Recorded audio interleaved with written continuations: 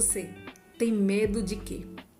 Gostaria de falar um pouco sobre essa emoção muito básica que nos ajuda a nos proteger de algum perigo, ameaça, né, que está registrada, que está ali no nosso cérebro emocional e que tem a ver com desde o início da nossa vida, né, que nos ajuda a nos livrar de alguns problemas. Porém, esse medo, quando ele é exagerado e exacerbado, ele produz o que chamamos de ansiedade. Isso mesmo, o medo está intimamente ligado com a ansiedade.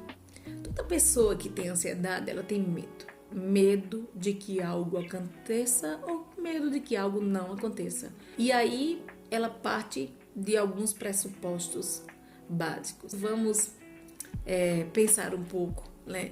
Algumas pessoas que já aprenderam a controlar as suas emoções, seus sentimentos, elas se saem melhor do que aquelas que não têm controle sobre elas. Então, esse cérebro emocional, ele governa o nosso bem-estar psicológico, físico, grande parte da fisiologia é controlado pelo nosso cérebro emocional. Um bom funcionamento do coração, a pressão sanguínea, os hormônios, o sistema digestório e até o imunológico. Nossas emoções contribuem muito para o nosso bem-estar físico e afeta diretamente o nosso sistema imunológico. Então, se nós deixarmos a nossa vida, as rédeas das nossas emoções, imagine o que pode acontecer. Precisamos aprender a gerenciá-las. Pode melhorar muito a nossa vida quando nós aprendemos a moderar todas essas questões. Senão, a gente sairia por aí agindo de acordo com o que a gente sente. Isso nos traria muitos problemas. Então, essas decisões que nós tomamos, baseado no medo, lutar ou fugir, que é essa atitude que nos leva a fazer, e os animais eles fazem isso diante de uma ameaça, eles não raciocinam, não utilizam a cognição, então eles atacam ou eles fogem. No nosso caso, que temos a cognição, nós precisamos pensar um pouco sobre tudo isso, senão seremos arremessados de lá para cá. Ficaremos à mercê dessas emoções. Em particular, que nós estamos falando aqui um pouco sobre o medo.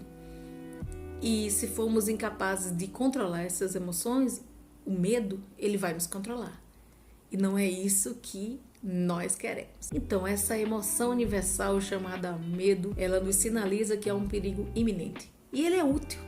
Ele é útil até certo ponto, quando ele nos leva a nos proteger.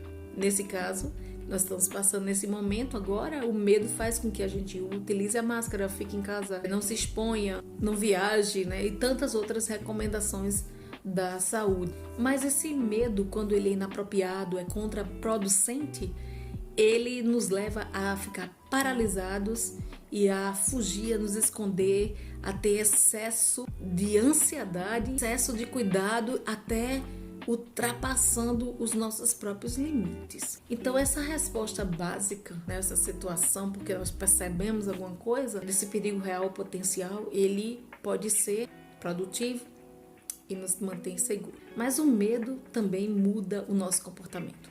Ele pode nos fazer ter essas precauções, mas também pode, de forma exagerada, levar a alguns transtornos emocionais. Ele é algo automático que acontece, né? Que aciona um alarme, nos preparamos para agir. Também falando sobre ansiedade, qual é a relação desse medo com a ansiedade? Ela é uma experiência mais duradoura do que o medo. É o estado de apreensão e excitação física que você acredita não poder controlar ou prever esses eventos. A ansiedade, ela é governada pela ideia, pelo pressuposto e se. E se eu for contaminado? E se essa agitação que eu estou sentindo no meu físico, porque o medo também produz muitas sensações físicas, assim como a ansiedade também, e algumas coisas que eu falei, como o medo, ele controla os batimentos cardíacos, a frequência cardíaca, a respiração, e algumas pessoas têm relatado muito a estar com a respiração ofegante, né? Batimentos cardíacos acelerados, então acho que vou infartar. E se eu infartar?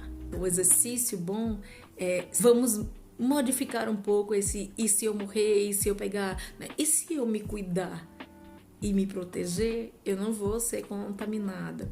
Eu posso pensar outras coisas. Posso planejar, reprogramar minha vida, replanejar minha vida. E se não der certo, que eu volte com o meu comércio, com o meu negócio, eu posso tentar outra coisa diferente. Eu posso aprender coisas diferentes. Trocando esses pressupostos, né, do e se, esse medo está sempre presente em todos os estados de ansiedade. Identificar o medo é muito importante. Você tem medo de quê?